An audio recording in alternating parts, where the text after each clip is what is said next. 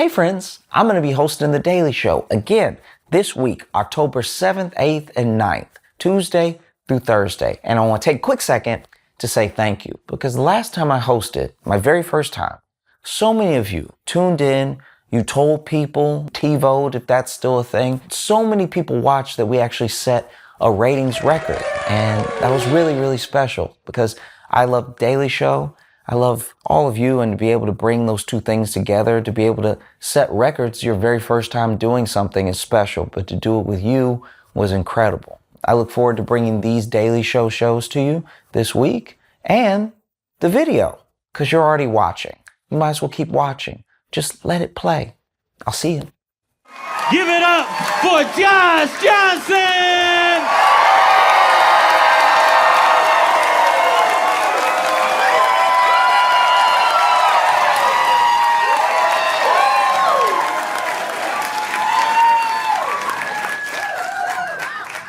I don't know if y'all seen, but people are losing their minds. People are losing their minds because Bad Bunny is gonna be doing the Super Bowl halftime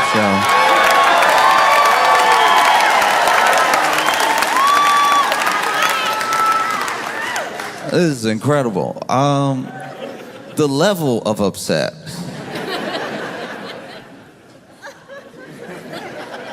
You ever see somebody get so mad that you're like, this is just weird? Like, not even, we're past like the levels of angry I expect you to get, and we're into a new realm where it knocks me out of even any sort of reactionary response. I'm more just like, are you okay? One time, I was at a McDonald's, right? And this dude, he must have wanted the pickles that come with the sandwich. They come with the sandwich. He got a hamburger, comes with a pickle. His hamburger didn't have a pickle. And I don't know what else was happening in his life. Maybe he usually handles disappointment very well. Maybe they caught him on the wrong day. Maybe they... You know what I mean? Maybe this man's been through a lot, and this is finally the thing that made him snap. This is possible. Everybody has their line, everybody has their limit, and some people's limit, you wish that your limit would come when it makes sense. Do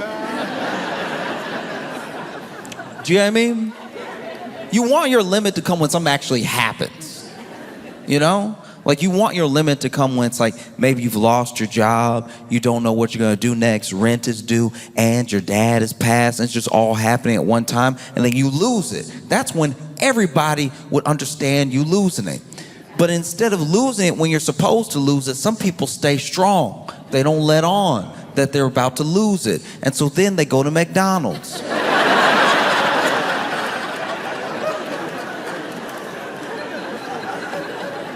And they order a burger. And then they realize their burger doesn't have a pickle, and then all the injustice in the world comes out.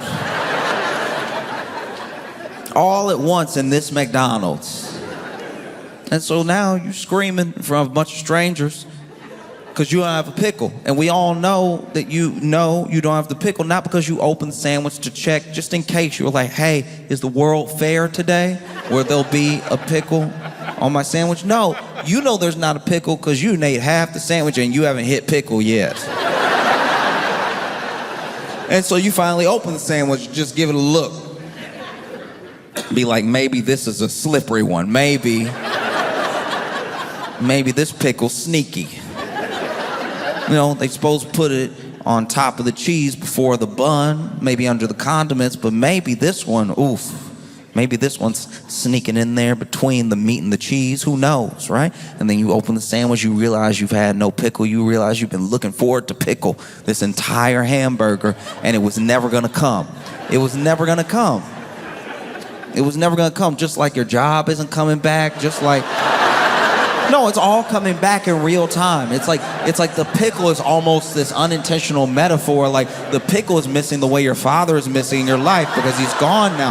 And so you just start letting it all out. It just comes out. You start screaming at someone behind the counter who is 17. Just someone who is beginning their life. Someone who has the whole world ahead. I mean, you used to have the whole world ahead of you as well. But then life happened and it came at you so fast you weren't sure what you were doing when you were doing it. And so now at home you have somebody that you're married to that like y'all are almost like strangers passing in the hallway, and you have 2 kids but you don't really see yourself in them at all. And so now you wonder if maybe you were too hard on your dad and you wish you could tell him that, but he's gone. And so is the pickle. The pickle's not in there. The pickle is supposed to be here, right? And that's why you end up screaming at this 17-year-old at the top of your lungs to the point where people are recording you on their phone, which is never great. Your life never gets better after that. That's never the beginning of something wonderful. It means you're probably about to lose the next job before you even get it because you've lost your job and you're going to apply for more. You might even apply here. They won't hire you. But the next job you apply for, they're going to look this up. They're going to put your name in Google, and then this video will come up of you screaming at this 17-year-old that you accidentally called dad. And that's a tough part about not snapping at the right time. If you had snapped 15 minutes ago at home, everybody would get it. Somebody might even hug you. But now you're in McDonald's and they're just calling the police.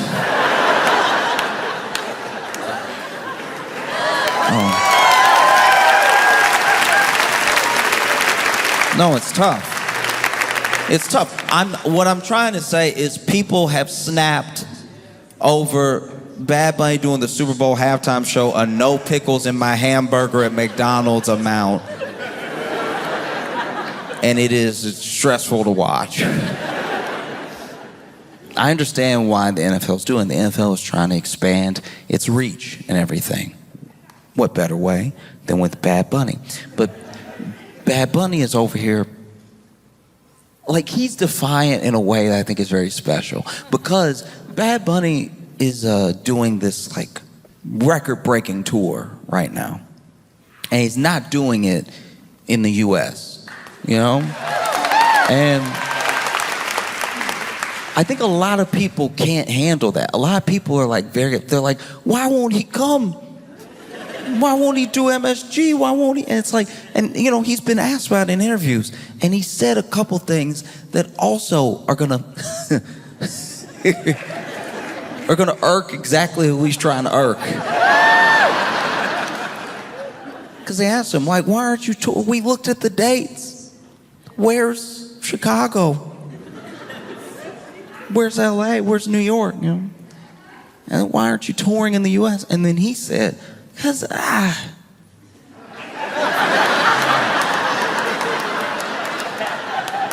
it's just not necessary.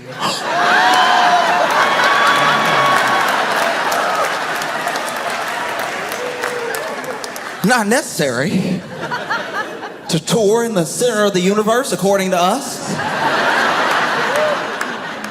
Not necessary. Ooh, that was a gut punch. Not necessary. Don't worry, I'll be making plenty of money around the world. You know, the rest of the world. Like literally.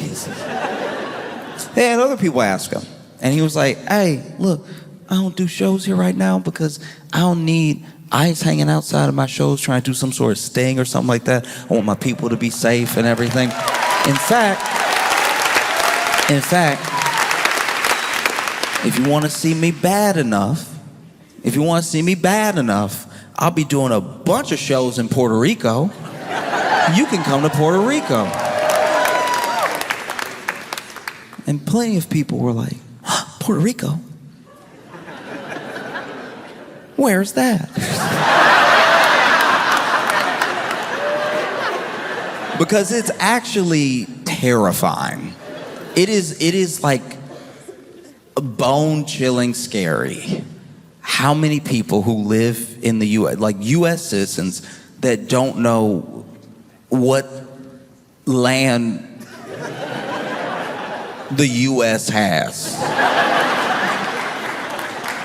It's like, I don't know what civics class? Or what? Is it just geography? How are we failing the youth and the elderly? Like, it's like,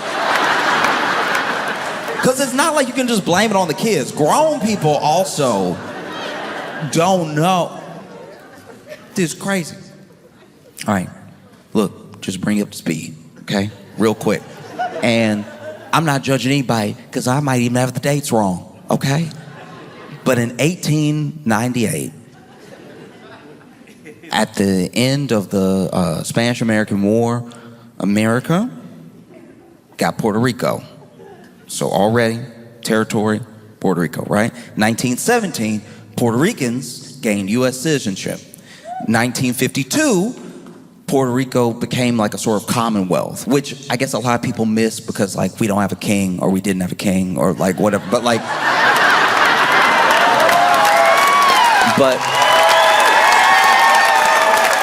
just like simple, that's the status. So if you are Puerto Rican, you are a U.S. citizen, okay? And that is also why when people were upset, they were like, why can't somebody from America do the halftime show?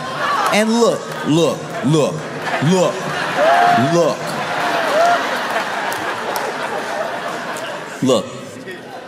Listen to me. The people screaming that are coming from a very specific place. They have watched the Super Bowl religiously, and the last few years have watched it get blacker. And I understand. After Kendrick, they were like, it's black now. Is it finally black enough? You blacked it. You did it. It's been blacked. All right. That's enough. It's been black, and I watched it. I didn't get it, but it was black, and you had it. Can we have one? Because I don't think you're gonna get blacker. So it's gotta be our turn again. And they thought, surely, their time was coming. You know? After Kendrick, next one gotta be, you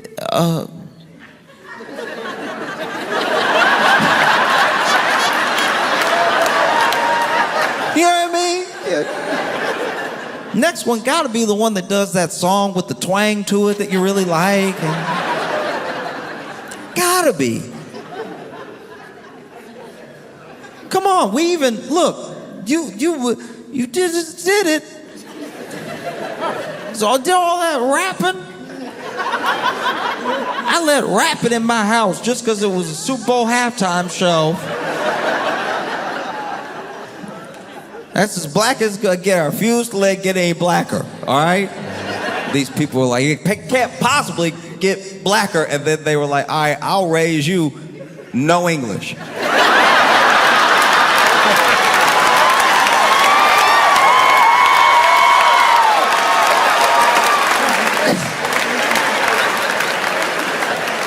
Oh, you think you're mad now? Ooh, we gonna make you pray for Kendrick. We gonna make you.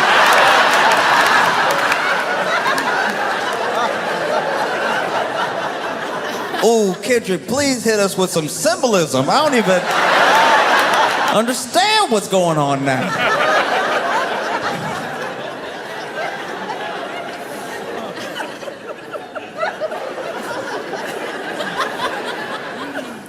Oh, no, this is so funny. They're so mad. They're mad in a way that's like, I don't even know, like even if I wanted to help, I wouldn't even know where to start. Because what are you so mad about? It's like, because it's Super Bowl. It's Super Bowl.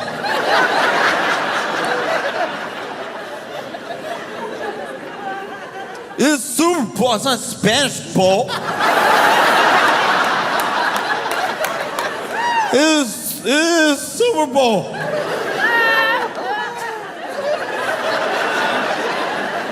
What's next? I love what's next, by the way. People love to take a thing that's actually happening and then do a hypothetical that'll never happen off of what's next. You see Bad Bunny's doing a Super Bowl halftime show. What's next? You gonna make Superman Mexican? That's what's next. That's definitely gonna happen. What's next? What's next? You know what I mean?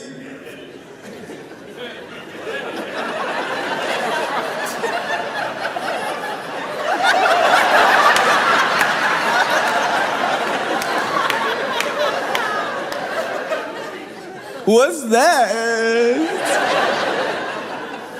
Because it's scary. It's scary, you know? You watch the Super Bowl halftime show, these people might, by accident, learn some Spanish.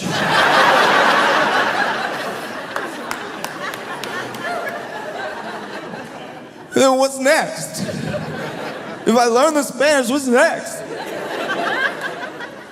If I learn the Spanish, what happens then? Because if I learn the Spanish, then when people are speaking Spanish, I'll know what they're saying, and there's no way they're saying anything nice about me.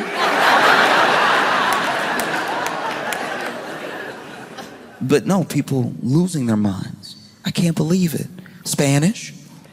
He's gonna speak Spanish? I'm gonna have to sit there and listen to somebody sing and rap in Spanish? I already had to listen to rap.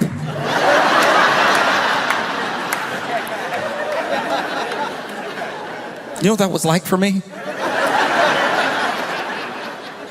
You know what that was like for me to hear rap in between the game I bet on? I'm gonna have to sit there and listen to somebody Spanish. I'm gonna have to sit there listening, watching the Super Bowl halftime show to Spanish. I'm gonna have to sit there with my guacamole and my chips in my lap, listening to Spanish. I am gonna have to sit there while I eat the tacos that I Uber Eats to my place, listening to Spanish. The idea that I could have a deluxe crunch wrap and have to listen to Spanish is crazy. Not in my America. Spanish? Are you serious?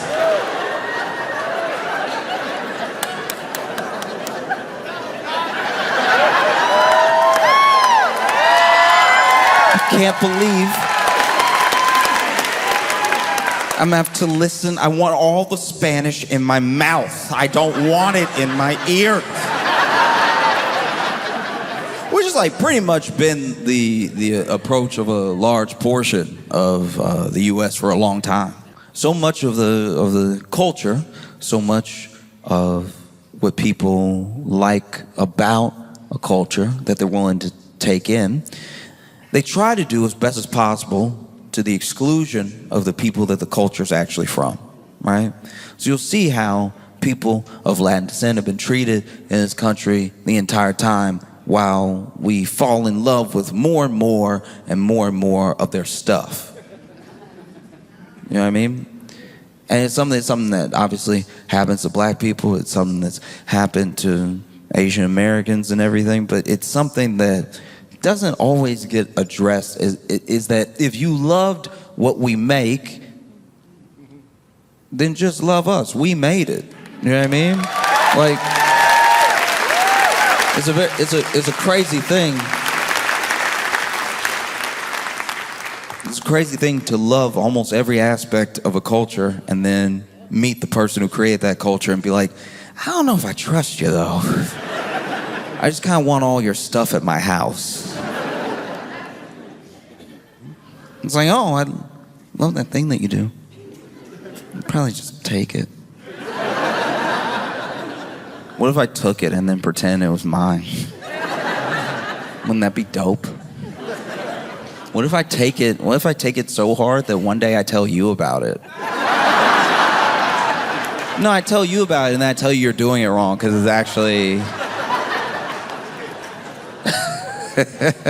No, what if you have your entire culture with a different understanding of everything, a different understanding of the world because it's from a different lens, and it's also from perspective of a people who have built a very rich heritage and everything. And what if one day I stop by and I'm like, oh, that looks cool, I'll take some of that. And then when I say it back to you and you're like, that's actually not how you say it, I'm like, I think I know how to say it.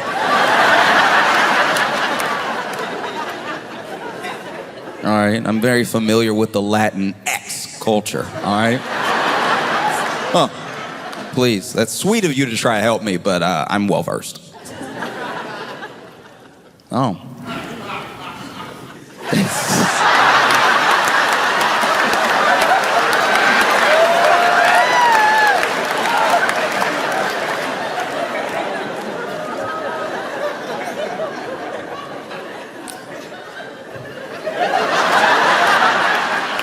That's wild, because that was the laugh.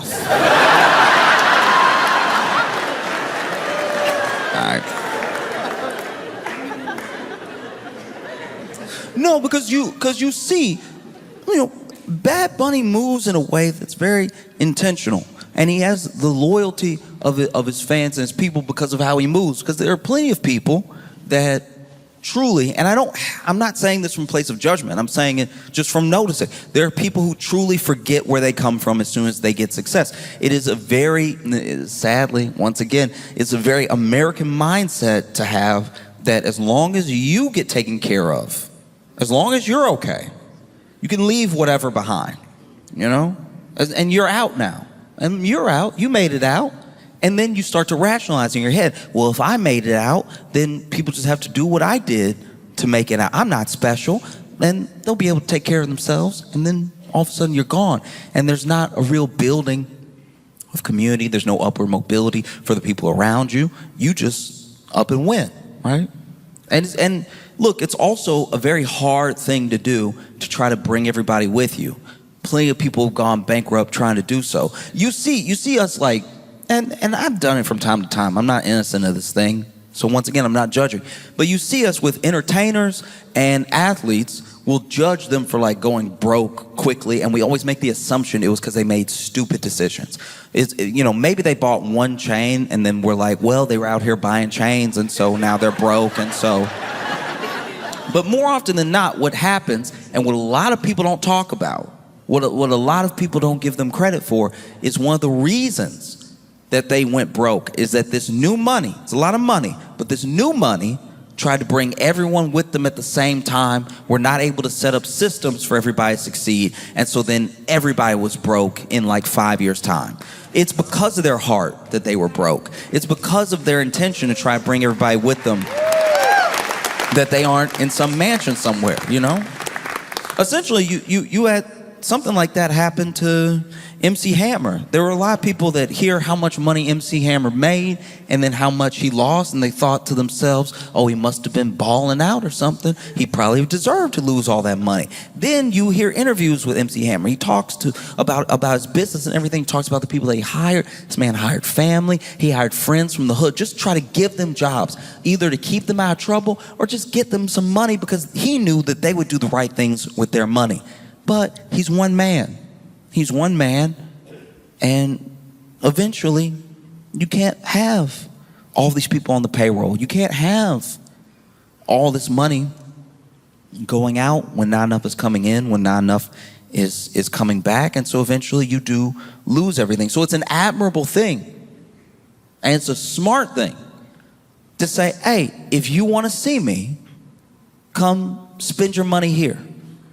Come to Puerto Rico. You can come do the shows. Anybody can come. We'll have a good time here. You see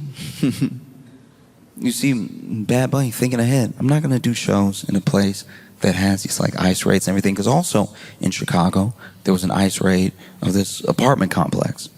And in the apartment complex, they grabbed everybody. They grabbed everybody in the worst way. They zip-tied kids. Some kids, scared, crying, terrified. Nobody knew what was happening. They entered the building with flashbangs and everything, all because they said that they were there for, I think, like 6 members of some gang. Trend Day Aragua. I'm trying to pronounce it the way the president pronounces it. Trend Day Aragua. They were there for them. And look, I don't even know if that's true, because apparently they didn't show anybody any warrants, you know? So maybe that's just something they said for later, after they went ahead and did the raid. But they zip-tied, they held black and brown people alike, you know? And that's the other thing. It's like pretending that somebody's fight is not your fight is only going to work for so long. Like, pretending something is not your problem will make it your problem very soon.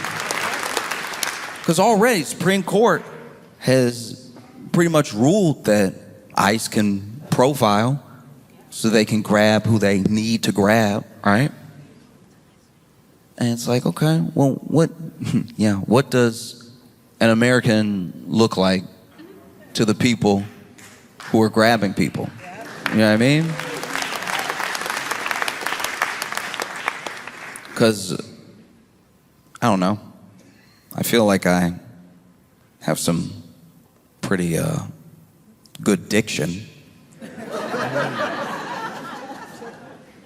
But I could probably still get zip-tied. You know, if we're going off of looks, it won't really matter that I'm like, sir, please, I'm an American citizen.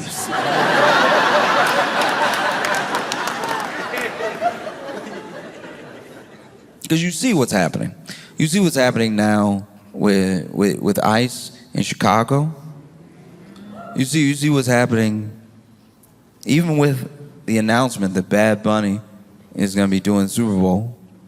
You have, what is it, Corey Lewandowski saying that ICE is going to be at the Super Bowl as well. And it's like, all right, but what's the point of that? What's the point? Because you know all of the criminal illegal aliens, because that's what this is supposed to be about, right? You know all the criminal illegal aliens every year that score tickets to the Super Bowl. You know.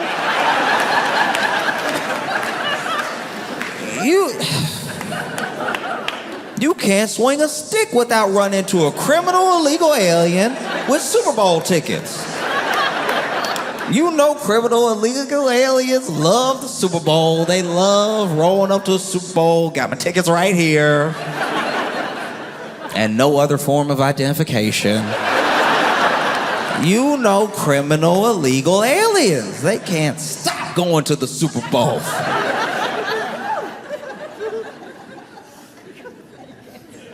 In fact, every year I'm like, when are they gonna do something about these criminal illegal aliens enjoying the game while I'm sitting at home because the tickets are like $10,000 just to see?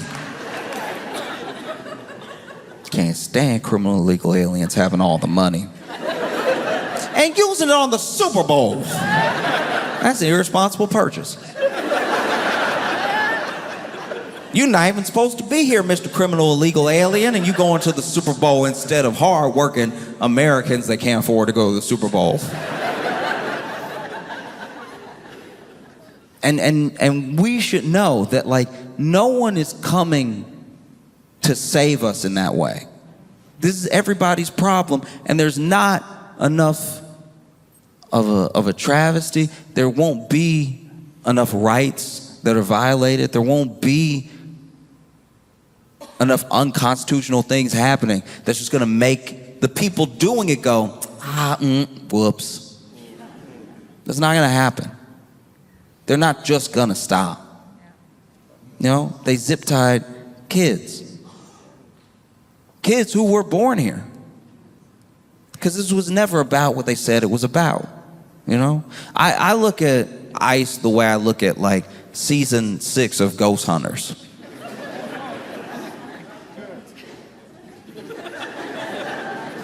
You're looking, but you're not gonna find what you're looking for because you made it up, you know?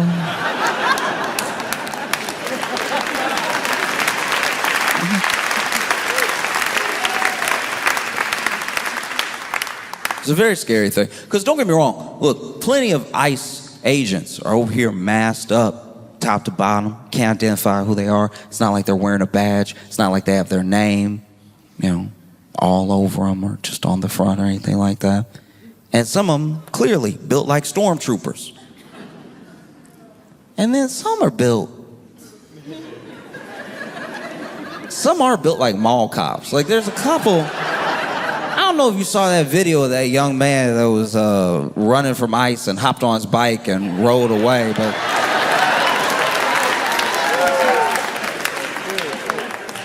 at a certain amount of running, you have to accept that you didn't catch the person.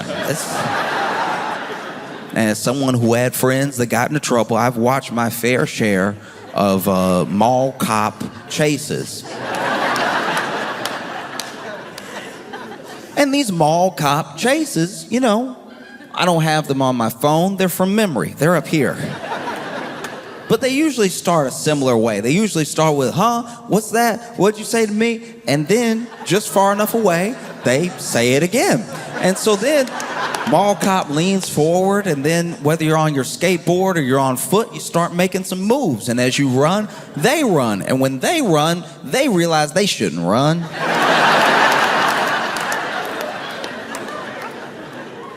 It's a battle.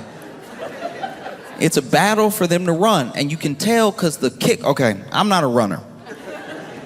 I'm not an athlete in that way, but I'll tell you right now that like, okay. When you watch runners, when you watch like, you know, like a Usain Bolt, like an Olympic runner, and they start off and they have, you know, a foot up and everything, got the foot on, the hands down, looking up, and then I don't know why they put the butt up. You see they put the butt up and they're down, but then they're like, ugh.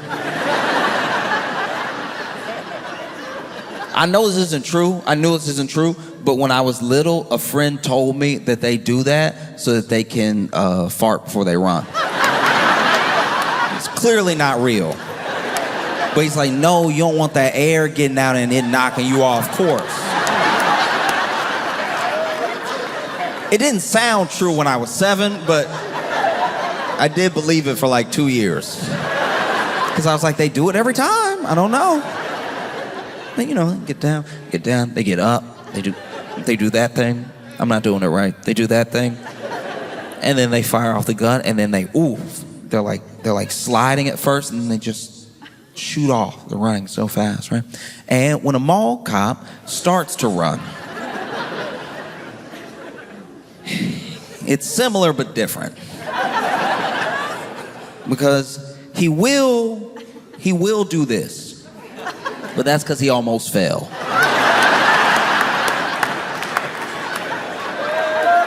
He got knocked off balance reaching for you. All right, so now he,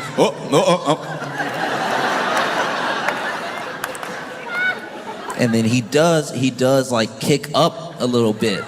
That is a fart.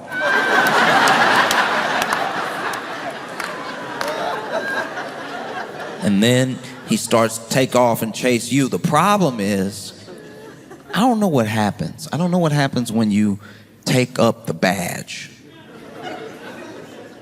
of mall enforcer. I don't know what happens to your right foot. I don't know what happens to your left foot. But they stop speaking to one another. And in these mall cop chases, I've seen plenty of them kick off, up,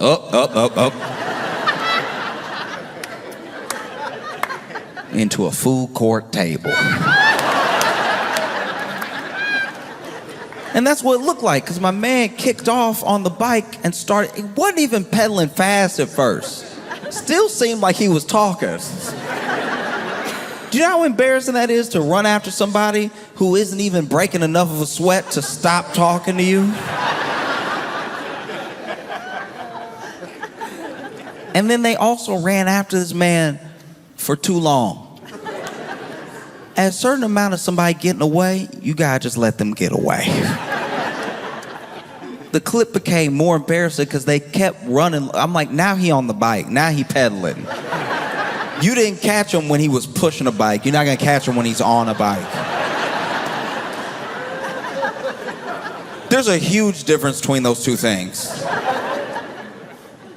Pushing a bike, he all encumbered. He got to figure out when to like throw the leg over and everything. Now he's on the bike. He's gone. He's gone. The only thing that could make that video more perfect is that dude, and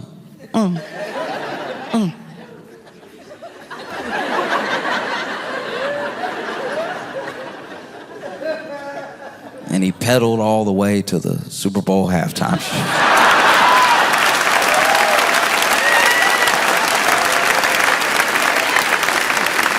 Anaheim, y'all been phenomenal. Thank you so much. Welcome to the Josh Johnson Show. I'm Josh Johnson, joined by my co-host, fellow stand-up comedian Logan Nielsen. Logan, how you doing, buddy? I'm doing good, man. How are you? It is weird. This is the closest we've ever sat doing the podcast. Yeah. Yeah, it's weird that you're here because now, at least at the Hurtful. Well, at the other place, I could turn to you. Like any other time we've been together before this, I could turn to you, look at you, whatever. And this one, it feels odd to look at you because you're too... Well, it's because we're doing the video version and we're only doing it on the one camera. I'm explaining to the listener. I'm with you, but... So we had to sit a little bit closer. And I'm just going to go ahead and throw an arm around him. Do that. Oh, please. Come on. You love it. We're buds. If you have to tell someone they love it, they don't. As a general rule, if you have to say you love it, fair. That is fair. You know, that is a fair statement. But this guy, though, he does love it. I've never felt him like pull away so hard. You tensed up there. Yeah. Because let's talk about your problems with intimacy. I was talking about how I did love it before, and then you. But it's fine. It's okay. That's just how you are. Not to be too visual, but yeah, we're sitting right next to each other. Yeah, because I'm in New York We are both in New York. Yeah, you're about to leave though. Yeah, I leave tomorrow, but we're in New York right now. Yep, right now. So how was it getting in? It was all right. You know, we got in kind of late last night. Jess, if you hear any clicking, that's also Jess taking some pictures. That's okay. Yeah, We've done that before in an episode. We're getting some photos done while we're recording. It was good. So on the flight out, so Jess was window seat, I was middle, and there was a guy on the aisle. And he, when the flight first took off, like I just had headphones in, was chilling. It was actually like the most calm I've probably ever been because I don't really love flying. And I was actually like really just kind of like relaxed. We had several margaritas before we got in the plane too, so that probably helped. And then I just noticed the dude next to me. It's like he's really uncomfortable and keeps like leaning forward and like just is like really kind of having a hard time. And then I want to say we're probably like 20 minutes into the flight, maybe. We weren't that far into it. It wasn't even to the point where the puppies got stolen. Right. I can't, honey, no one will be able to hear you say that whole thing. I was just looking for like a yes. I hope they can hear it. That was... Jeez. Well, I just say from here they wouldn't be able to hear that. So what happened? So he's freaking out, and then then I finally had to like stop and check in on him. It's because I saw him grab the vomit bag and he like shook it out, but then put it back, but then like kept checking on it. And I finally was just like, I took my headphones on. I'm like, hey man, are you good? Like, what's up? And then he was having a panic attack, he told me. Now, have you taken off yet? Yeah, we're in the air by now. Yeah, okay. By the time you start, you're checking on him to be like, do I need to let you out of the aisle so you can go to the bathroom? Well, no, but he's on the aisle, so I don't need to let him out at all. Oh, he is on the aisle. Okay. I was more just checking, like, I just really didn't want a guy vomiting next to me, was my thing. And it would have been a terrible experience for you. Yeah. It would be a horrible experience. Well, no, for Logan. But no, I wanted to see if I get totally different person. I wanted had to see a panic attack and threw up their guts. Okay, no. I didn't know he was having a panic attack. All right, I just saw him grabbing the bag. I wanted to see because I couldn't tell if he was like sick or was just having like a hard time. Yeah, you know what's funny is that in this situation, someone that's gonna hijack the play and somebody scared of a hijacker look exactly the same. they have the same level of like nerves. They have the same like, whew, okay, all right, Yeah. Oh, be with me, God. And it's just like. It's like for those early few seconds, minutes, you can't really tell. You can't tell if you're like, is this the guy or should I help this guy? Well, that was the thing. I just couldn't tell like what was going on with him. Yeah. Because he was like, he wasn't just, if he was just going like, like then I'd be like, okay, he's gonna just throw up. He's just. Oh, okay. No, but I'd be like, he's definitely sick. Yeah. But the fact that he was so fidgety and like kept like not sure what to do with himself, I'm like, he may just be having like a freak out. Yeah. So thank you for turning this into me being a selfish villain, because the whole point of it was I actually took my headphones out and I talked to him for the rest of the flight, just to calm him down, and he was very kind. I'm very glad, because that could have backfired. You know my hatred of talking to people anywhere. What I like is there should be a whole storyline of you being an anti-hero, of like you talking people off of ledges that are like about to commit suicide because you don't want to see a dead body. Yeah, you're like telling the dude, you're on the bridge with the dude, and you're like, listen, if you jump right now, I don't know if I would ever be able to unsee, and I go this route to get home every day, so you would be ruining my commute for the rest of my life. You're gonna fuck up this whole block for me, and I don't need that. I live nearby. Do you really want me to have to go around? Don't do this to me. Yeah, don't do this to me, sir. I don't care about your family. I do not care about your family. I need to make that very clear. Yeah, don't do this to me. And then he's like, you know what? You're right. I should kill myself at home. Great, because I don't know where that is. Yeah. So you do it. Okay. So then this is you helping this person. Yeah. Okay. I didn't expect it to be me become the villain so quickly in the story, but yeah, it was me. No, I was saying it would be funny. No, I know. But no, it was me. Then I just talked to him the whole time, and which helped him calm down. He was very grateful, and he was a very nice guy. Yeah. Nice talking to me. He lives in New York. But yeah, he was just having a panic attack. And so we talked about it, because I've had panic attacks. So I'm like, listen, I get it. Yeah. And so we just talked for the rest of the flight, and then that was it. And then when we got into our Uber, I always like talking to Uber drivers, particularly in New York. I like New York Uber drivers, but by that point, I'd spoke on a whole flight, so I was silent. Yeah, you're pretty spent. I have so much I don't know, small talk in me. I feel like I don't want to overshoot it, but I could easily say that maybe a 10th of the stories that are told to me that I tell on the podcast are Uber drivers. Oh, absolutely. Because you even saw in DC, when we were in DC, I just asked them, I'm like, what's the longest ride you ever had? What's the craziest ride you've ever had? Blah, blah, blah. And sometimes they give you nothing. Yeah, sometimes they're like, hey, drunk people drunk. Yeah. And you're like, oh, all right, there's not a lot to pull from there. Or some give you the vibe of just like, oh, they want to just do their job and just get you out of the car. Yeah, but every once in a while, somebody's thirsty to tell you. Oh, yeah. Okay. We had one of the guys in DC was just like, he wasn't going off of like. Which one was that? The guy who was talking about like comedy and stuff like that. And oh yeah. His eyes. Oh yeah. What happened with that? So our Uber driver in DC, or maybe we were in Arlington for this one. I mean, they're right next to each other. And he was telling us, this is so funny. He was like, I got the new iPhone, but they were trying to upsell me. And so I wasn't sure if I was making the right decision, because then some guy that was trying to upsell me was like, no, you got to get the latest version because they're out here playing games with this middle one. You got to get like the tip top, and you got to get the most memory because you don't know, it could be the end of the world. Like the dude was like really upselling him. And then he wasn't sure if he should even get a new phone because it's not like his regular phone was broken. Then he gets the new phone. Yeah. And it was like the newest at the time. Then he plugs it in, and it's supposed to have this great battery life and everything. And he kept saying that he was looking at it, he kept saying 50%. Yeah. And no matter how much he charged it, no matter what he did, it kept saying battery life 50%. And he was like, what the fuck? And it went to 50% early in the day. After him charging it, which was especially why he was like, what's happening? This is crazy. Yeah, this is supposed to be a better battery, but it's only at 50% ever. Yeah. And then he finally put on his reading glasses. Yeah. And realized it wasn't 50, it was 5G. It said 5G in the corner. Yeah, it had been saying 5G all day. All day. And he was like, this battery trash. Which is also good to tell you while he's driving you around, to be like, listen, I can't see great. Because he didn't have glasses on while he was driving. That is true, actually.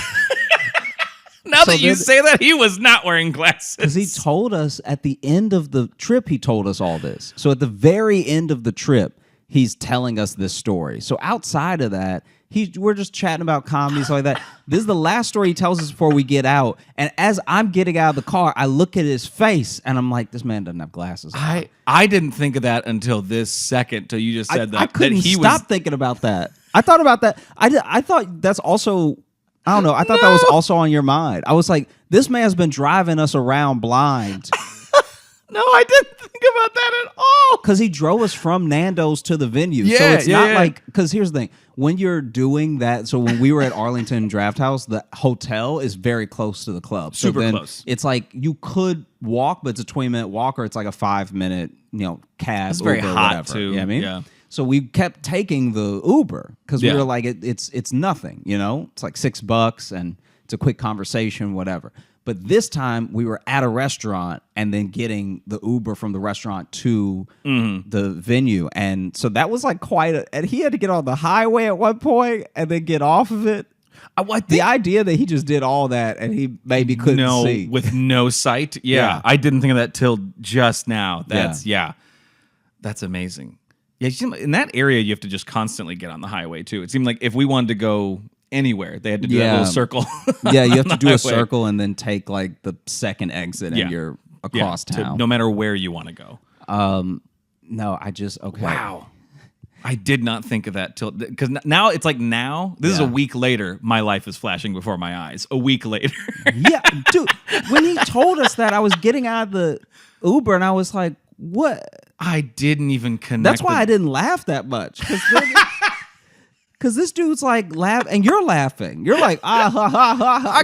Like he was like. I was just giving him a laugh because he said it was the funniest thing that ever happened to him recently, and it's funny. It's funny. It was like it's fine. I just wanted to give him But it is be a good audience member. You were, but. I was like walking in the club like, okay, you're over here. Like this is the other thing that was kind of like. It's when I decided to just not bring it up. Yeah. Because I thought it was also on your mind. No, I wish you would have said something. After we got out of the Uber, you were quiet. Like I was quiet. I don't know if you were on your phone or something. But then when we get inside, you're all about like when the show's starting. And I'm like, hey, we just got drove around by a dude who can't see.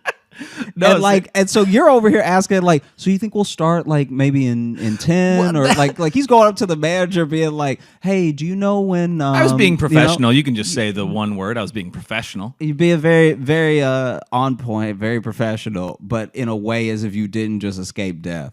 And so then I'm standing there like just staring in front of me and and you're like, okay, good. And capacity's good. Like, just... Well, because we were getting there like right at showtime. And we were bringing food to the staff, too. Wasn't it that day? Yeah, so we were like, I also wanted to make sure like we got that part done and then got backstage to the green room and stuff. I was just shifting into work mode once we got there. I wasn't... Whatever, man. That was upsetting. Don't worry. After my set, I was contemplating my life and mortality. But, that's just because, that first one, I didn't feel great. But... No, it was terrible. Damn. Yeah, I didn't think about that at all. Yeah. I wonder how they had the Uber papers come out this week. Have you seen that? No, what was that? Oh, it's pretty horrible. Tell me about it. I don't even know enough about it to talk about it at length, but basically there are these internal papers that I guess got leaked or they're maybe court documents on a lawsuit or something, but basically the public now knows that Uber knows as they expand that they're like crushing the economies of like the places that they move into as far as like the gig economy there. Right, like, yeah. Like they already know. They're smart enough to have done the math to know that you're not going to really make the money that people assume they're going to make. And then there's also something about how they leveraged a thing going on in South Africa where the cab drivers there were getting very like agitated and sometimes maybe even violent around Uber moving there and everything. Oh, okay. And they leveraged that to be like, see, why do these people not want you to have good prices? Like it was kind of like vilifying them. Yeah, and so they've done a lot of stuff like that a few times, and it's all in these documents, and it's kind of crazy. Oh. So I wonder if there's Didn't just know a about that. floating document out there of like, hey, Sam can't see, right? Like I would love if it's all like super technical corporate stuff, and then just this thing about this one driver who's been driving people around with not the best eyesight. And he also keeps telling people. He tells people, he's so honest, he tells every ride he's been in. His driving is fine. He needs to just stop telling people. These eyes are not it. They wouldn't be worried about it if he didn't tell them. Yeah. Huh. Mm-hmm. So that has also been on my mind, along with the... those two things in tandem. Yeah.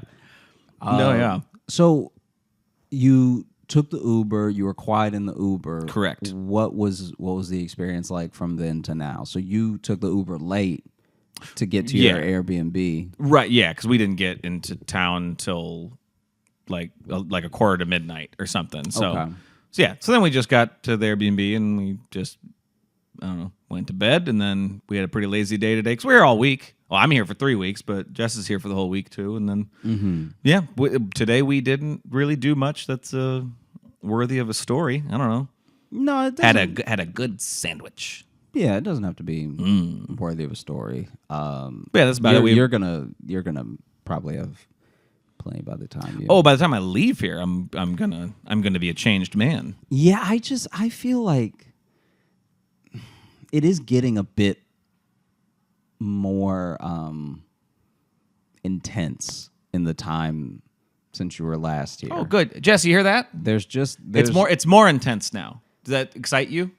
Okay, good. Yeah, she's nodding. She looks very excited and not worried at all. There's a level of tense that's here now that's just a bit extra, where it's like what, like in what way? What are you noticing? This I wish she wasn't in the room. She is not happy. Well, like I was on the train.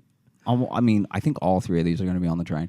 I was on the train. 3 of these. And 3 intense stories. This guy was talking to himself, and he was talking to himself very aggressively. So whatever he was going on in his head, even if he was a wild dude just talking to himself, he was not being kind to himself in these moments, you know? So whatever inner demon he was talking to, he was calling it by its demon name. Like he was cursing up a storm at himself. He's really like looking down. Whatever argument he was having in his head, he was losing. It's rare you lose the arguments in your own head, but he found a way. And then this random guy is like, "What'd you say to me?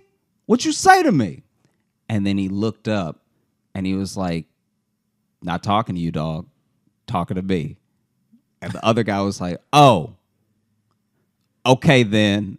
And then they both carried on being very angry and quiet. Now and it's like that is actually, that's a beautiful story in my mind. Oh, there's a moment where it's not beautiful, where you think they're definitely about to bite each other. Oh no, for sure. It was so for no reason, because it's not like the guy was being like hella loud, right? So that other guy had to be loud to get his attention, to be like, "What are you? Who are you talking to?" And the guy was like, "I'm talking to myself." Right. And the thing that I appreciate most about that thing is that initially I thought this dude was like out of his mind, right? You know what I mean? And then it's nice when someone is out of their mind, and then they snap. What's up? Hold on. No, the camera went out of focus because I moved. It freaked out. I had to get my phone, and it freaked. It's speaking of glasses, there we go. Look good. All right.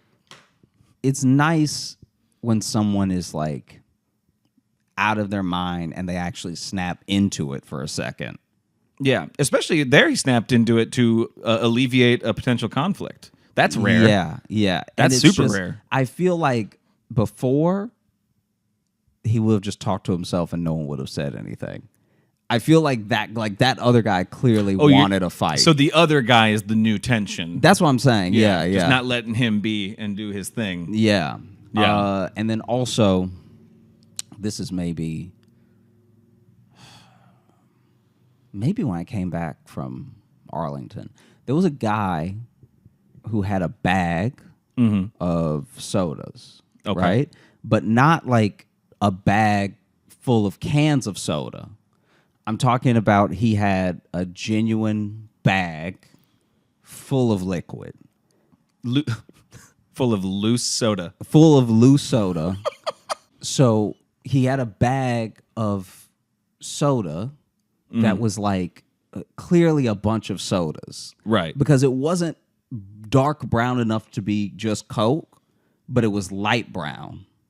And it was like, okay, this looks like it could be. I mean, maybe it was RC. Who knows? I was going to say RC or maybe a Lipton iced tea. But it seems like a bunch of sodas. A bunch of something you don't want him spilling in right this now. clear bag. Yeah. And the bag, I don't know how this man did it, but the bag is tight. The bag is like... So you say a clear bag is like a clear shopping bag? Yeah, Or a clear shopping bag. like tied up in a knot up top? Full of soda. Like... where you can see the bubbles. So it's definitely carbonated. It's definitely carbonated because you can see the bubbles. He's just got like a bag of soda. I feel like I've told you about something like this happening before because I know one time I was around this dude whose soda spilled in his bag and then it was like full of soda. But this is that one I remember. But this is pre-spilled in the bag. This is intentionally poured. No, this is in the bag. intentionally all in the bag. There's nothing in this bag but soda, and especially in a shopping bag too, and then like tied up like a bindle sack. Yeah, in a knot to hop the rails. Yeah, in a knot. There's just this huge bag. That's wonderful. Of soda, and basically, he's not like being careless with it. I need to point that out. It's not like this dude This is precious cargo. Yeah, it's not like this dude is trying to be reckless and dangerous with this bag, right? Not threatening anybody with the bag, anything, but. He's walking up and down the train car. And so everyone that's on the train car for more than a couple stops is noticing that this is a bag of soda. It's hard to not notice, I would gather. Yeah. Yeah. And we all just get tennis ball eyes. You know, like in a Wimbledon match where you see the heads go, like we're all just watching the bag go back and forth because everyone is perplexed where it's like, okay, so is this bag about to pop or spill or whatever, right? Yeah. And then after that is then just why. Why and how. We're all I'm gonna have to clear the music that drives by every now and then. Hopefully we don't get a copyright strike because of the random vehicles driving by. I think it needs to be more than 3 seconds to be a copyright issue. It does, I think we're safe.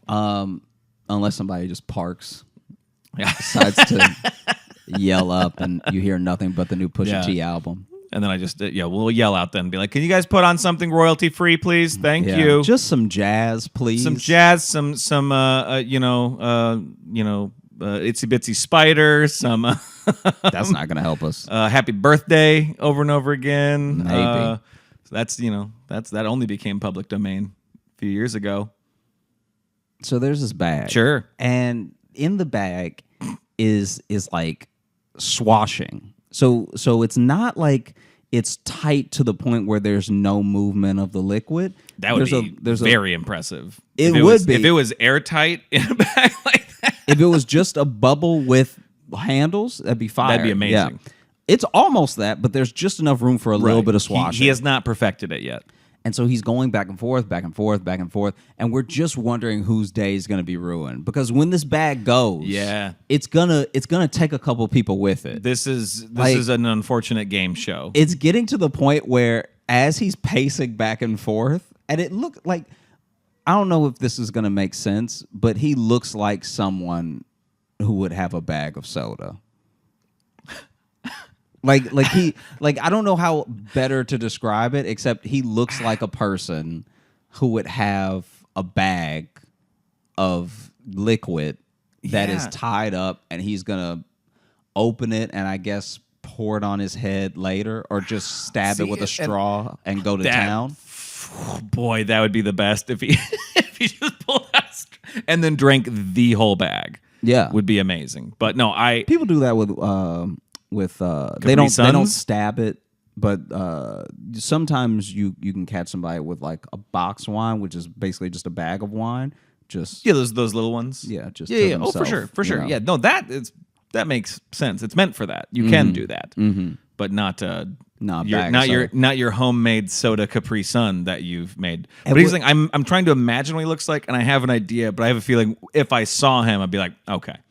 Also, should point out, there was a point where when I saw him with the bag, I obviously saw the carbonation, the bubbles, everything, but there was a split second where I was like, that man is like, I thought there was a bag of pee, and I thought that he was very sick. Because if your pee is carbonated, you have too much cola. Well, and it's that dark too. That man is dehydrated. That man is dying. That man, I don't know how he filled a bag by being that dehydrated. I honestly think he must be taking this bag to the doctor to be like, listen, this is how much comes out, and it's this color. Yeah. What do I do? Also, it's fizzy. So it's fizzy too. If you can tell me what new thing I have, that would be great. And so basically, we're watching this dude up and down, up and down, up and down, and then finally this guy gets on with an umbrella. And just perfectly, as this dude is shaking out and tying up the strap of the umbrella and turning around, he turns into the guy with the bag of soda. And you know the little spikes that are completely unnecessary on umbrellas? Yeah. You know those things that don't help stop the rain at all? I don't know why there's spiked ends to every umbrella that's ever been invented. The Mad Max part of the umbrella. Yeah. And you never know. He turns in and the whole bag just goes. So it's like it so clearly a thin bag too. Took barely any. I think it is exactly one Walgreens bag. That this dude has filled with soda. I'm surprised it wasn't dripping. Yeah. That's the thing. If it was that ready to pop by being just touched by an umbrella. Yeah, so he touches with the umbrella, the thing starts to go. And a bunch of people shoot up and walk away from the splash zone. But that guy that was I felt so bad for the guy with the umbrella because he literally has it so he doesn't get wet. And now this dude's calves are covered in cola. Now he's wet and sticky, which you don't get from the rain. Yeah. Now he needs rain. Yeah. Now he's going to go outside and he's like, fuck, I really wish it was raining. Now he's just going to go outside, back of the leg first, moonwalking in the rain to try to get some of this sticky out. Because this guy doesn't know what it is. This guy just got on the train. 1 second, let me check on him. That's all right. Okay. Dog break. Should we pause the video since it's going to get weird when I get Sure. I'll just say dog break. Okay, 1 second. We're back from the dog break. Yeah. What was I even talking about? Oh, the bag. Yeah, we actually took a break on a cliffhanger there. What will happen next with the bag of soda? Stay tuned. So the bag explodes like... It popped. It didn't just leak? No, it didn't just leak. Because that would have been very funny. Because he would have tried to catch it and it would have still been dripping, and then another one would have poked open. My man, this dude's bag. This was a water balloon, soda balloon. It really split. And so then it just is rushing. And honestly, a torrent, if you will. Honestly, more full than I gave it credit for. He got a lot of soda in that bag. He got so much soda in the bag that so much came out it felt like a cartoon.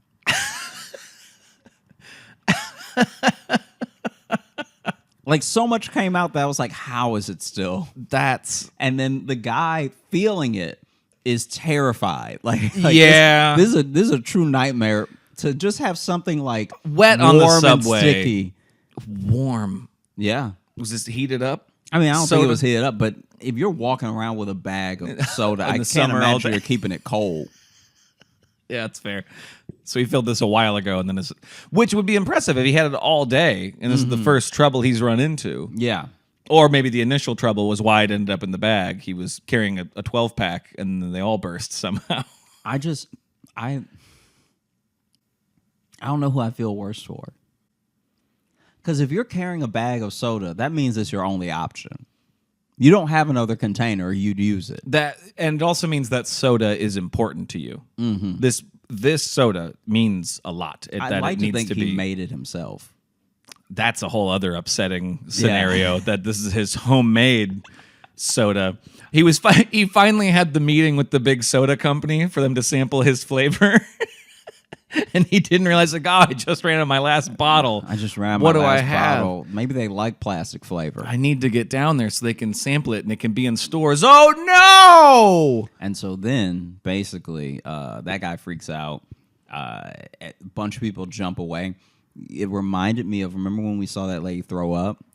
I think about it every day. It was exactly like that, where people calmly ran away. Just like they calmly rushed away. Yeah, because that lady vomiting was that she just did it very calmly, and we're all like, well, all right, this is what's happening. We'll all scoot. I know we've talked about it on the podcast We before, absolutely have. But what I love about that lady vomiting is that she went there, sat down with just a bunch of meat she just bought. Yeah, because it looked like She had a bunch of ground turkey. She just had like some sort of. It didn't seem like the bag she bought it out of either, right? No, that also seemed like just a bag of meat. Yeah. That was she eating? I'm not sure. Yeah. And that's why she threw up. You're not supposed to eat raw ground beef on a moving train. I mean, too many stories converge in New York. Like, every place should have one of these people. You know? There should be a soda guy in one state. There should be a meat lady in another state. They can't all be here. Well, this is where they come from. Then they spread out from here. Yeah, it's really upsetting. And then, like, now you just have a train full of soda, too. Because now that whole area is just wet. Oh, yeah. Everyone that's been to or lives in New York knows what I mean when this happens. It doesn't happen every day, thank God. But there will be a time where you're on the train and someone's bottle or can has spilled. And so now we're all with our eyes watching the trail, the uneven trail that the liquid makes. And you're checking, is that liquid coming to me? Is it taking a left? Is it going straight? Yep. And I wish I was better at physics. Wish I knew more about fluid dynamics to know where this is going to go. I don't know how that would help in this situation. I feel like you could look at it and now you could have an idea of maybe what grooves, Yeah, that's also when you know you've been taking the train too much. When you're like, oh, we at Hoyt Skimmerhorn, this liquid about to take a left. No one wants to be that well versed in something that nasty. But the train was full of like I had to get on a different car, which I should have done. Yeah, but earlier, but I wanted to see the end. Exactly. No, I just wanted to see it pop. That's why we all stayed on. Absolutely. We were like, who fills a bag with that much liquid and gets away with it? Because honestly, even yourself, you're like, even if it's me, this is going to be a hell of a story. Like, yeah. But like, yeah, that's, of course you stayed to see if it was going to pop. I mean, if it was me, I think I'd be in jail. I don't think I would just let someone leak hot soda all over me and not lay hands on them.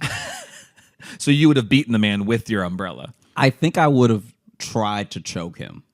Wow. I think wow. I'm not a violent person, but it's so random that I think you're allowed to lay hands at that point. It's so random you're allowed a random act of violence. It's actually so odd and so rare that I think even a monk would be like, I renounce all violence except if I'm on a train and someone splits a bag of hot cola all over my ankles. Then I can go to town on them. I am against violence unless you fucking spill on me. And then it's on. Then it's on. Otherwise, I will not crush a fly, but I will not be sticky. Yeah. I won't even be mean to a cat, but if you get cola all over my calves, it's over, kid. I'm going to jail. So then what was, I know then everyone like left. How sad was the soda man?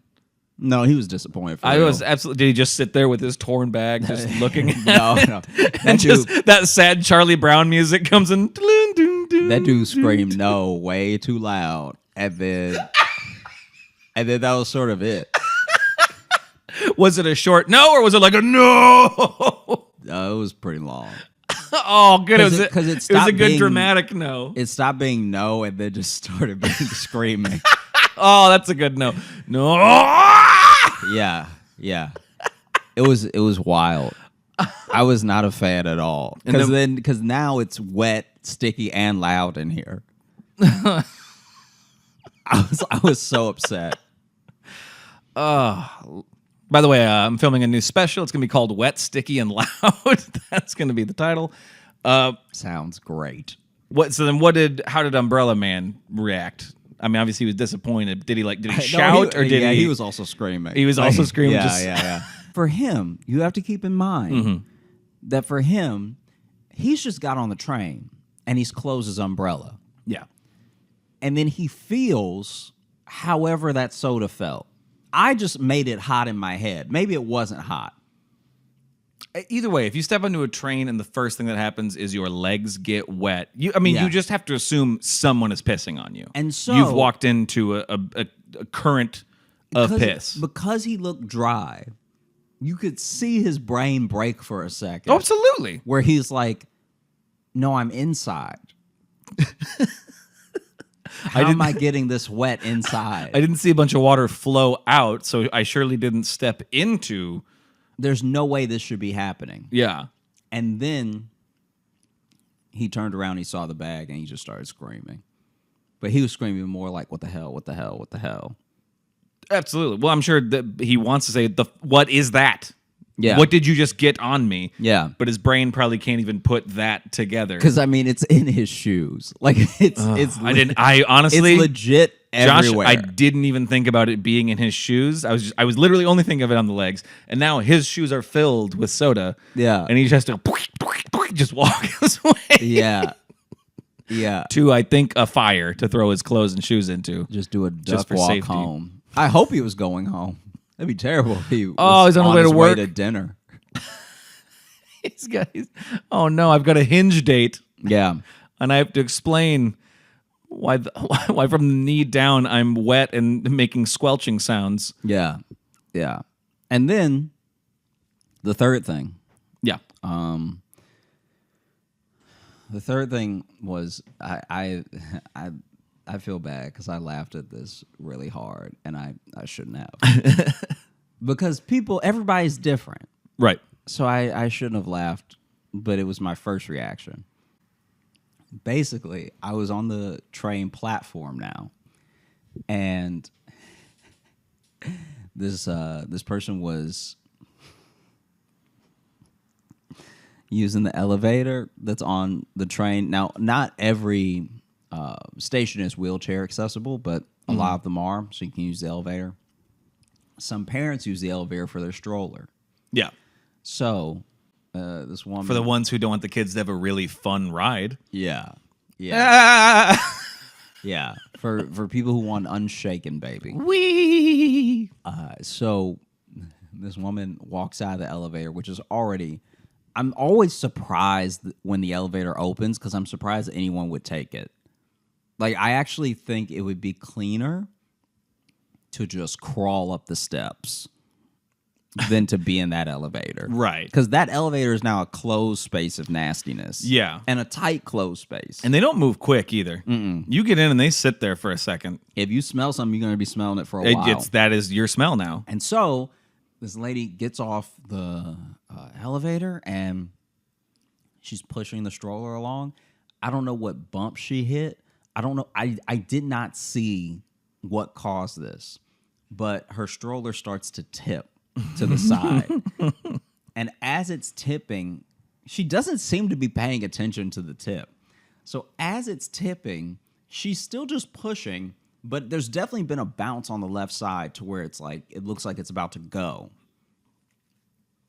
And then she essentially just starts letting it fall over, and it's not until her hands are maybe like a little too at an angle, like just a little too curved, right, that she realizes like, oh, it's going. And so then she tries to save it. But whatever's in the carriage already starts spilling out. So it looks like this kid is about to fall out from the overcorrection. Okay, the way you worded that, just like whatever is in the carriage. That's like, and that is also soda. Yeah. It'd be amazing if that was also just a bag of soda. A carriage full of soda. This is what people do now. We just haven't caught on. Listen, we're trying to save the environment. Okay, we're getting rid of plastic. So now, sorry, you got loose soda now. Yeah. That's how it works. No more bottles, just plastic bags. You bring what you got. Those aren't worse at all. Those aren't somehow less reusable. Well, you're reused. Yeah, exactly. You're bringing them in. Mm-hmm. You go down to the soda store, get whatever container filled, and then you can go home. We'll fill whatever you got. Yeah. Yeah.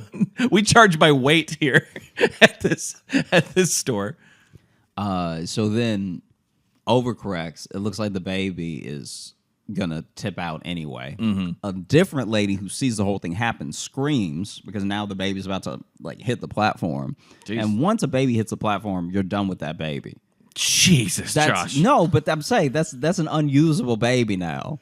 Like, tell me that's a level of germs that baby's encountered now that it'll never be the same. Oh, you're going off of germs. I thought we were going off of, the what? The impact. No. If a baby's face touches a platform floor on the train, that's going to be a different person now. Our prior. Well, yeah. It's, tell me I'm wrong. That's going to be. No. You're not wrong, but you're right, but for the wrong reason. I'm just saying. It's like I'm just saying they have soft heads. Is where I'm coming. I wouldn't from. even talk like this if when I was a baby, my face had touched the floor of the platform on the train. God. I'd be a hardened individual. I'd have a deeper voice. I would, like, you're gonna have a different life because just the film alone that's on the platform of the train. You've basically been kicked in the face by every shoe in New York if you let your face touch the platform and you're a baby. Right. To be fair, if you're a baby and your face touches the platform, it's only up from here. You know what I mean? You're not going to have a worse life than that. You just had the worst moment of your life. But you might not be old enough to know it, to appreciate that you've already had rock bottom. Never mind knowing it. It's happened. You're never going to have something this bad happen again. Right. But then someone's got to remind you. Yeah. And so then this other lady screams. The woman stops trying to overcorrect the stroller now and just goes to try to catch the baby. Oh. Hopelessly behind on the hands. The hands were not fast enough. And then you actually hear like a slight splat. And then people start running up to her, and it's a dog. It wasn't a baby in the carriage? It was a dog? No, this is a puppy. Okay. She had a dog in the carriage. Okay. The entire time. Okay. And the way that some people lost concern and the way that some people got angrier was amazing to watch. I bet I can tell you racially who felt what. Yeah, I can tell you exactly what camps. The amount of people. Because we're also only talking about like 5-7 people, so it's not like the entire train ran to check on this woman. Yeah. But the amount of people that ran up and like, it happened to me as well because I didn't run, but I just was walking towards see if they needed help, and I wish I could see the face I made before I realized it was a dog because when you think it's a baby and it's a dog. It messes with your brain in a way that you're not even registering the little like limbs that you're seeing. Yeah. And because as I got closer, I was like, this is a hairy baby. That's what touching the floor does is you you immediately morph. That's one of the animorphs. It's just train kids. That's what they have in the prequel they did to Animorphs. They get the power by licking a subway floor is what happens. And so I'm like, even as I'm kind of like walking over there, like, I'm embarrassed to say I didn't run to help. But even as I'm sort of lightly strolling over to see if anybody needs help or, like what the damage is, anything, I'm just seeing now, because it was still as well, which didn't help. Because now that's a jarring visual. Yeah. And it doesn't seem hurt, because when it gets up, it just shakes and it's a puppy, fine. and it's just like, what happened? Yeah. But for us, we're like, oh my gosh, that baby. Oh no, that furry baby died. Oh no, that ugly baby. Like, it's like the order that things went was like, oh no, that baby. Then it was, oh no, that ugly baby. Then it was, oh no.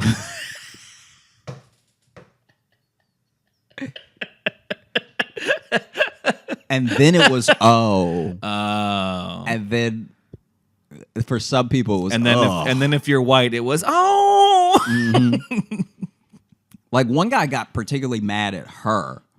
Like, she did drop a baby. Like she tipped it on purpose, or no? He was like being weird about it. It's like, it's okay. Like, he was like checking on it, but he was like weird with her. Mm-hmm. And then some people didn't even make it far enough to, I guess, really see that it was a puppy. As soon as they saw something get up on 4, they were like, I don't want any part of that. Nope, this lady's got a carriage full of rats. I'm out of here. But yeah, the amount of people that switched. That's like, it wasn't half, but it was like 3. And I was not one of them. No. Like, I actually, sadly, I kept the same amount of care the entire time. Like, for me, I was like... Yeah, Josh, you maybe lived here a little too long. Yeah, because for me, I was like, oh no, that baby fell. Because I've seen babies fall before. Like that? Like, this wasn't a tall... Like, it's not like a Tom and Jerry tall stroller or anything. It's just... Tom and Jerry stroller. Do you know the ones that look like they're from the 50s? Yeah, really high. Yeah, the old school. Oh, I can't think of the. It wasn't one of those. They have a specific name, don't they? So it's literally like dropping it 1.5 feet. So it was like an actual, like a modern baby stroller. Where it's like just like a little seat you're pushing. Yeah. So I was like, oh, that's no. already not made for dogs. Yeah. Yeah. No wonder the dog fell out of it. No wonder that white guy was mad. Don't do that. Just walk it. Yeah. It's got so many legs. Mm-hmm. It can walk. Its paws are made for dirt. Yeah. Wow. Yeah. That one was a roller coaster. I'll say that. That was a journey of a story. I felt like I fell out of a baby carriage. Yeah. Hopefully our listeners are still with us and not like, you lost me a baby carriage. That's the thing. I do want to know if some turned it off the second you were like, this baby carriage was tipping. Yeah.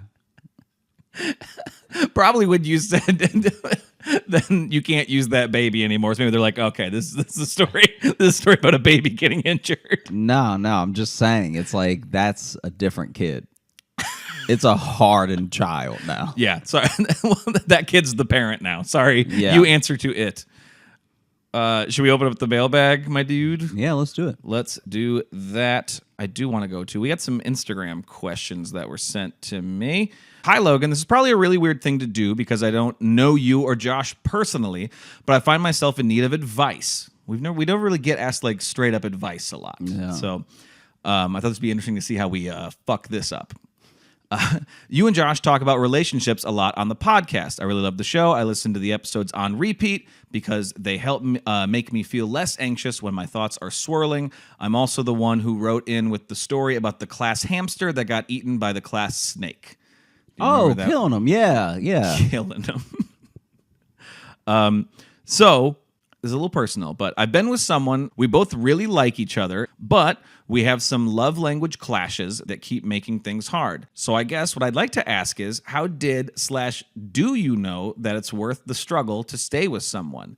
Is it normal to have to continually work on things? As someone with anxiety, do you have it about your relationship even though it's a strong one? Also, I'm a total stranger, and I understand if you and Josh don't want to answer these. Do you want to go first? If you got something, go for it. Oh, okay. This will be fun to answer too with my girlfriend staring at me. So this will be a very interesting experiment for me. I personally don't believe in love languages. I think Really thought he was just going to end at love, and I was going to be like, whoa. No, I think it was a.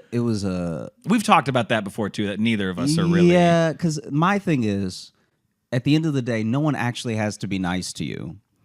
And so when someone is kind to you in the way that they are best able or best know how to be kind, it's actually a really dickish thing to be like, yeah, but it's not the way I like it. It's like, that's wild. Like if someone, I understand that not every gift is going to be received in the way that was intended, and not every gesture is going to be understood in the way that was intended.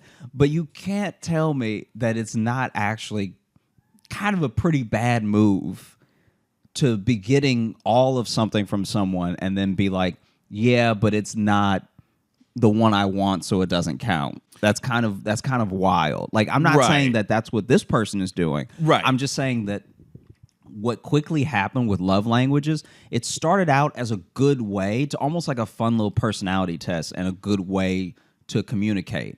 And like a shorthand that you could have to kind of to classify some things. Yeah. Which, for that, it was okay. And what it quickly turned into was a way for a lot of people to be kind of bratty.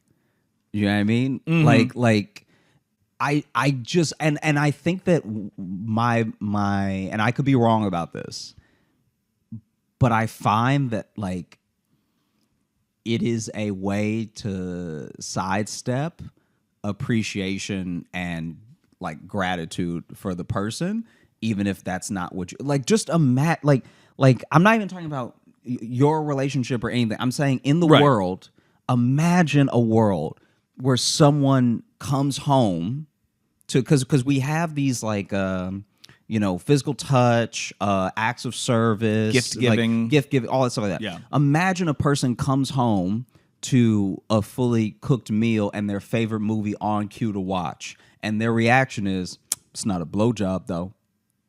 That's not a good person. That's not that like, and I worry that more and more people are going to fall into that type of thinking, even though it's not exactly that. Because to me, love languages have quickly been like overused. It's kind of how people self-describe as whatever the hot thing is that year. You know what I mean? Yeah, it's sometimes it's I don't know. It's like almost like I think we talked about this too when we did the relationship quiz episode that we did, where it is kind of a step right next to like astrology, where it's like, oh, you were born during this month, we're not going to get along, and it's like, well, you haven't even met me yet. Yeah, and also we don't know, like for the love language thing, I'm sure that the best of each one of those things is too dope to turn down. You know what I mean? So if I love a person and my act of service is taking them for a weekend to their favorite city on a private jet, I don't think they're going to be like, it's not physical touch. Right. You know what I mean? Well, and I want to, so I'm going to take a slight counterpoint. I agree with what you're saying, but also on the other side of that, of the clash of love languages, where I agree with you that like, to me, they don't mean the same thing they do to some people, whatever. But I have been in the relationship where I have dated someone and told them, be like, hey, please stop just giving me presents all the time. Like, I don't really want all this stuff. But they're like, but it's my love language. And so they just kept doing it. Like, when you hit that point, then yes, it can become an issue. So like, if they're not respecting you saying like, oh, I would prefer this. If you guys have talked about it and there's not a mutual respect to how each other, because sometimes I think people get focused so much on what love languages are and how they show it, but don't always consider how it's received to other people. Yeah. It's more about like, well, this is how I show love, so you have to be okay with it. It's like, well, yeah, but sometimes it's too much. Some people don't like public, PDA or anything. Sure. Or they like a lot of alone time or whatever, and that's a balance you have to find. So I think if they're not respecting it, then yeah, I think that's an issue. Yeah, that then lends itself to a different thing than what I'm talking about specifically. No, and I know what you mean. I was just But as also the thing too of like, do relationships take a lot of work? Do they continue being work? Yeah. Not in like it shouldn't be like a fight every day. It shouldn't be like, I think we've got to this point because I think it's particularly our generation. We were kind of the last generation with parents who were just like, you just stay together, okay? You know, it was like the generation before us was the first ones who started like actually divorcing if things weren't good. You know what I mean? But before that, it wasn't really. Yeah. You know, you just stayed together and you're just like, yeah, marriage sucks and you just have to deal with it, okay? There was a lot of that. And I think our generation went the counterpoint of trying to be like, you know what, but everyone has their own thing. But a lot of us convinced ourselves that relationships don't take work. And they do. You're living with a person. Yeah. You are spending all of your time with another human being who is completely different from you. Even if you're similar, they're a completely different person. Yeah, you're going to clash. You're going to have issues. But it's how you resolve the issues, you know? Yeah, I think Hi, Jess. I think that for a good portion of it, the other thing to keep in mind with your overall question is that I think I've talked about this on podcasts before and with friends before, but to me, the world overall is, especially if you talk about like, I don't know if they're writing in from the States or not, but a lot of the world is easier to live in than it's ever been, right? So you used to have to hunt or farm, you used to have to like worry about a harvest, you used to have to plan more to eat. I'm excited to see where this point goes. But like being in an interpersonal relationship is as hard as it's ever been. So it's as hard to raise a child as it's ever been, and it's as hard to stay with a person as it's ever been. But as the other things get so much easier and easier and easier, now the distance between like being in a relationship and staying in one and the other hard things that you have to do in your day is actually getting further and further away, if that makes sense. And because of that, there's almost a lack of practice with doing hard things that then makes it feel like, oh, wow, if this thing is such an inconvenience in my life, maybe I should just get rid of it. Because a lot of inconveniences to our lives do either get solved or we get rid of them, whether it's through like money or the way we do things. So you used to have to walk. If you want to get there, you got to walk. Then we had horses. Then we had cars. Then you had to have a car. Now it's, I need to get over there and I don't want to take the train or the bus or what. I'm just going to order an Uber. Let me use my magic pocket computer and have a driver come get me. Yeah. But another person not understanding what you're saying when you try to tell them as plainly as possible is as hard as it's ever been. Right. So that's staying the same.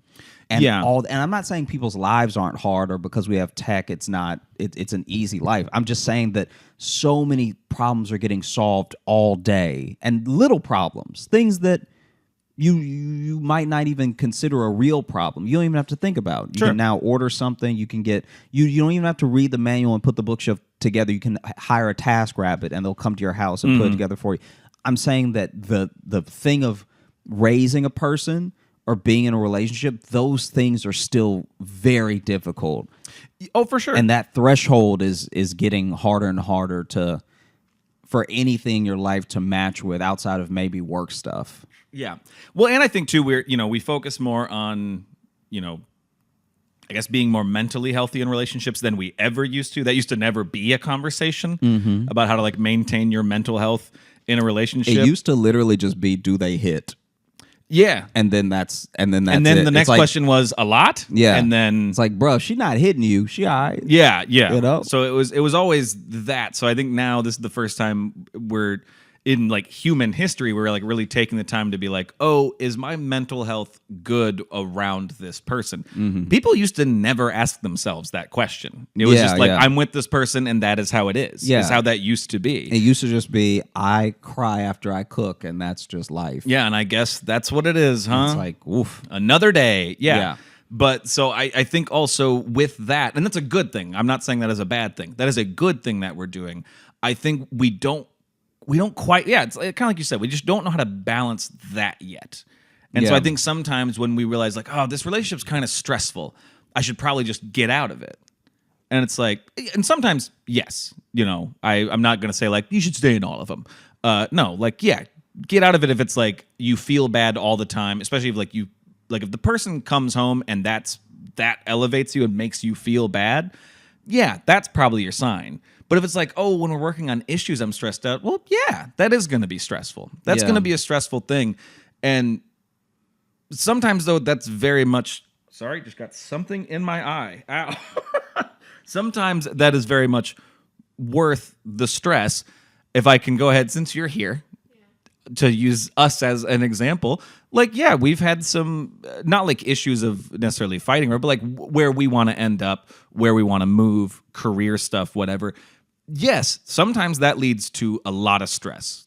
We've had, not too long ago, we had like a whole week where we were just stressed out. We weren't necessarily fighting, but we were just stressed. And then we talked more about it, and we not only talked more about what we wanted together, but we wanted more, even just personally on our own. And honestly, over that, I feel like we got over the hump. We found something that felt good to both of us. And now I feel like we're more confident than we were before that. So sometimes it is worth dealing with those hard discussions. Yeah.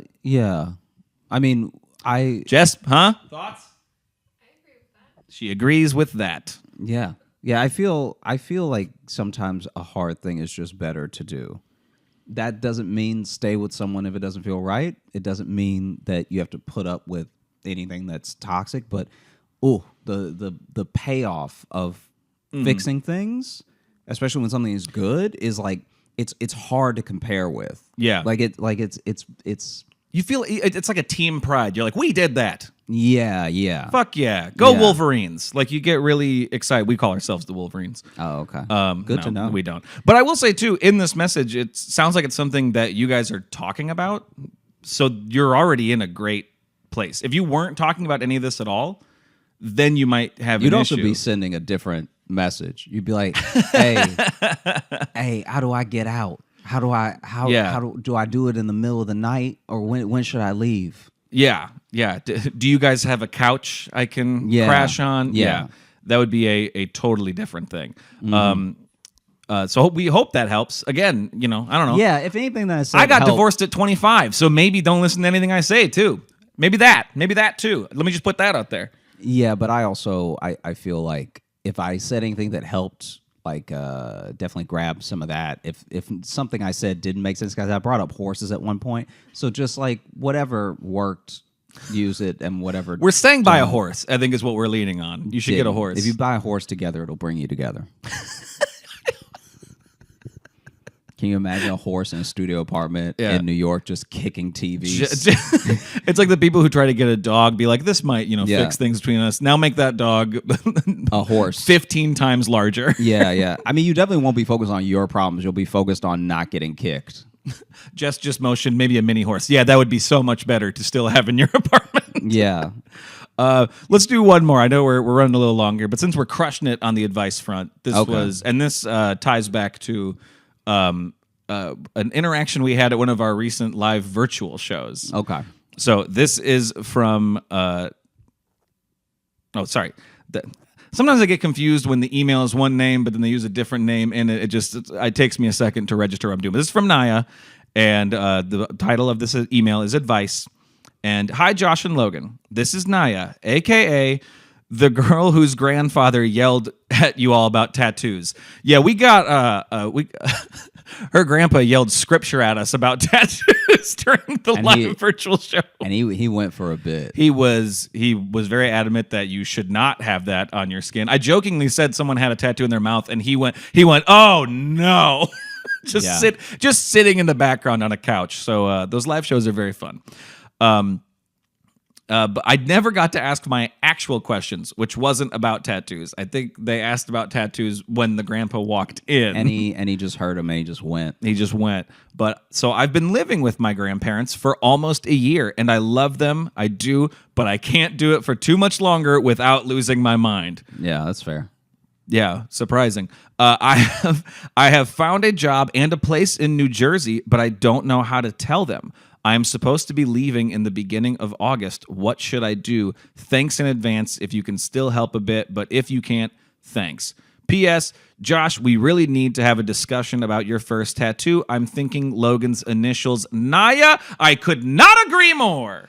So something me, either my face or whatever you do when you tell your grandparents, do it lovingly and without a tattoo. Like I feel like if you do it with a tattoo, I disagree. I think tattoo it on your arm. I'm moving out. I think is what you should get. That's gonna be too much for them. All right. Well, they might be focused on the tattoo part. Then the news will be it'll kind of soften the blow. Yeah, you're just trying to get her kicked out. I'm kidding. You're trying to get her kicked out so that it's easier to move to New Jersey. I mean, I know this makes it maybe tougher because you do have this like deadline at which you do, and maybe you've already done it. I don't know.